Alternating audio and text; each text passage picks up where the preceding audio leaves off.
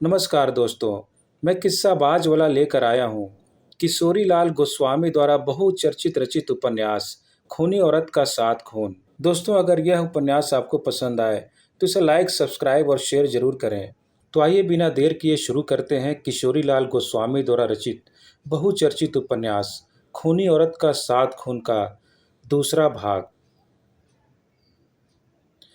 अस्तु, जब मैं दूध पी चुकी तो मैंने क्या देखा कि जेलर साहब दो भले आदमियों के साथ मेरी कोठरी की ओर आ रहे हैं और उनके पीछे पीछे एक आदमी दो कुर्सियां लिए हुए चला आ रहा है।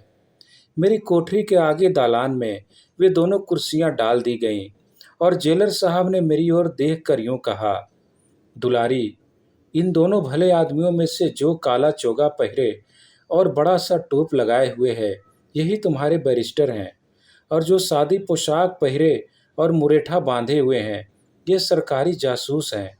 ये लोग जो कुछ तुमसे पूछें उसका तुम मुनासिब जवाब देना। अभी 12 बजे हैं और ये दोनों साहब 5 बजे तक अर्थात 5 घंटे तक यहाँ ठहर सकेंगे। बस जब ये लोग जाने लगेंगे तब यही आदमी जो कुर्सियाँ लाया है मुझे इतला कर देगा और तब मैं आकर इन दोनों साहबों को जेल से बाहर कर दूंगा। बस इतना कहकर मुझसे जेलर साहब ने उस आदमी की ओर देख कर यूं कहा, रतन, तुम यहीं ठहरना और जब ये दोनों साहब जाने लगे तो मुझे तुरंत खबर करना। यूं कहकर जेलर साहब तो वहां से चले गए, पर उनका आदमी रतन मेरी कोठरी के आगे वाले बरामदे में बंदूक कंधे पर धर कर टहलने लगा। वे दोनों भले आदमी अर्थात बैरिस्टर साहब और जासूस साहब एक एक कुर्सी पर बैठ गए और मैं अपनी कोठरी में जंगले के पास खड़ी रही। मेरे साथ उन दोनों आदमियों की क्या क्या बातें हुई, उनके लिखने के पहले मैं उन दोनों साहबों की सूरत शक्ल का कुछ थोड़ा सा बयां यहाँ किए देती हूँ।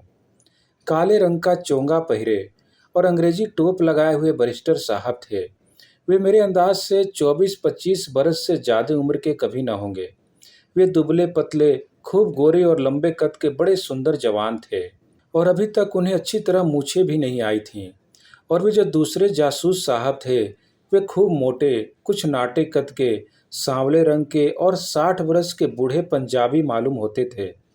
उनकी कानों पर खींची हुई दाढ़ी और मूछों के बाल बिल्कुल सफ़ेद हो गए थे और उनके मुखड़े के देखने से मन में उनके ऊपर बड़ी श्रद्धा होने लगती थी। जब मैं कहने ही बैठी हूँ तब कोई भी बात मैं न छिपाऊंगी और अपनी जीवनी की सारी बातें खोलकर लिख डालूंगी। इससे इसके पढ़ने वाले चाहे मुझे किसी दृष्टि से देखें, पर मैं अपनी जीवनी की किसी बात को भी नहीं छिपाऊंगी। तो मेरे इस कहने का क्या अभिप्राय है?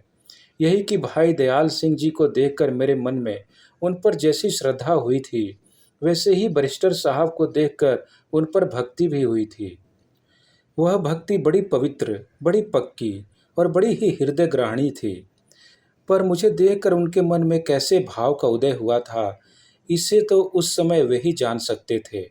वे रह रहकर मुझे सिर से पैर तक निरखते, भरपूर नज़र गड़ाकर मेरी ओर देखते और मुंह फेर फेर कर इस तरह ठंडी ठंडी सांसें भरने लगते थे कि उसे मैं भली भांति समझ सकती थी। अस्तु, अब उन बातों को अभी रहने देती हूँ। उपन्यास का अगला भाग तीसरे खंड में